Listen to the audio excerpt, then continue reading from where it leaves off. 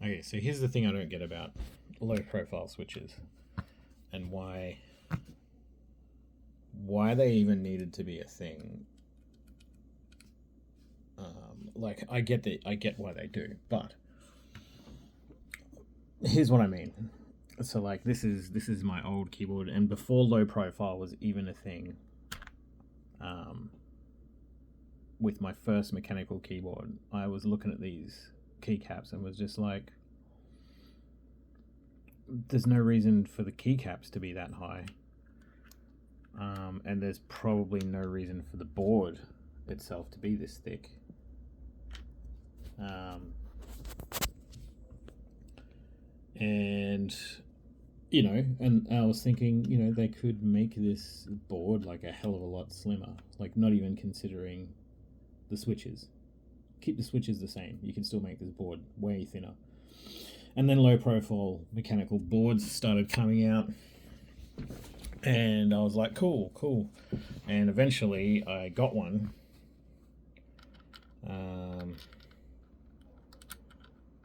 This is the Keychron K1 SE.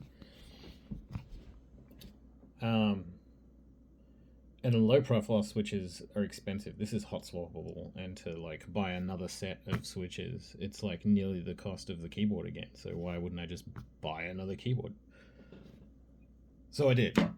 I bought another keyboard, which was just more expensive anyway, but you know,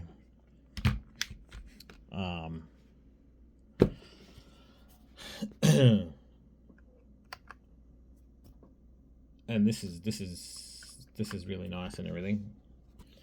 But if you just have a look at the difference, right? The actual board itself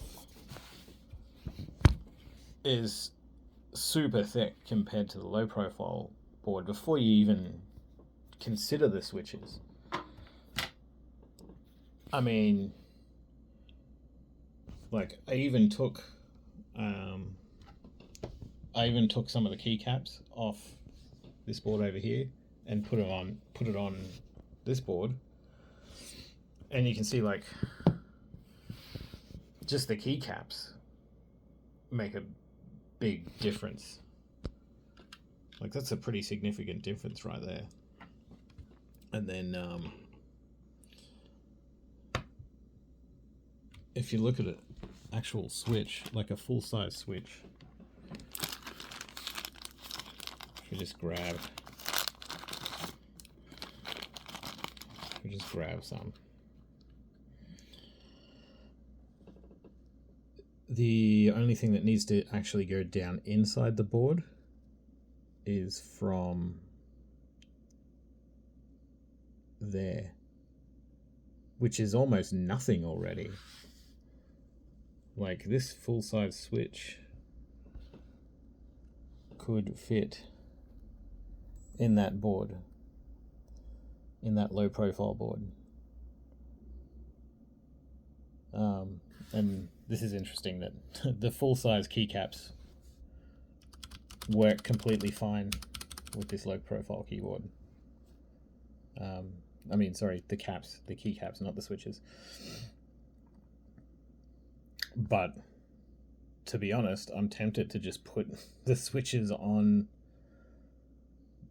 the low profile board and see how that goes, because the switch itself isn't really going to add much height, to be honest.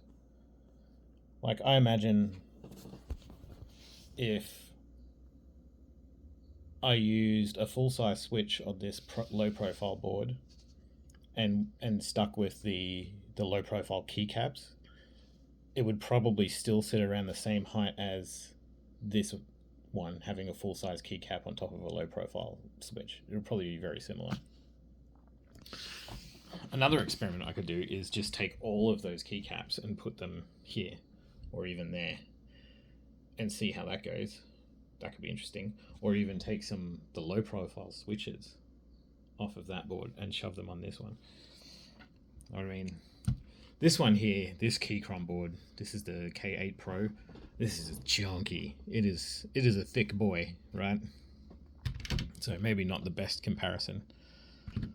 This is the Royal Kluge, where they've actually made an attempt to make the board thinner, and you can see that, you know, at the front at least, it is fairly comparable.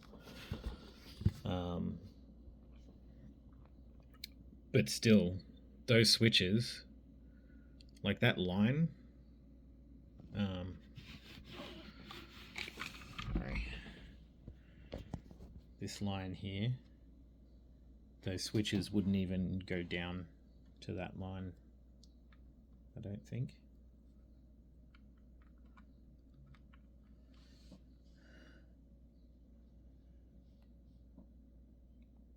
Nope. The actual pins underneath might. They probably might. Yeah, they would.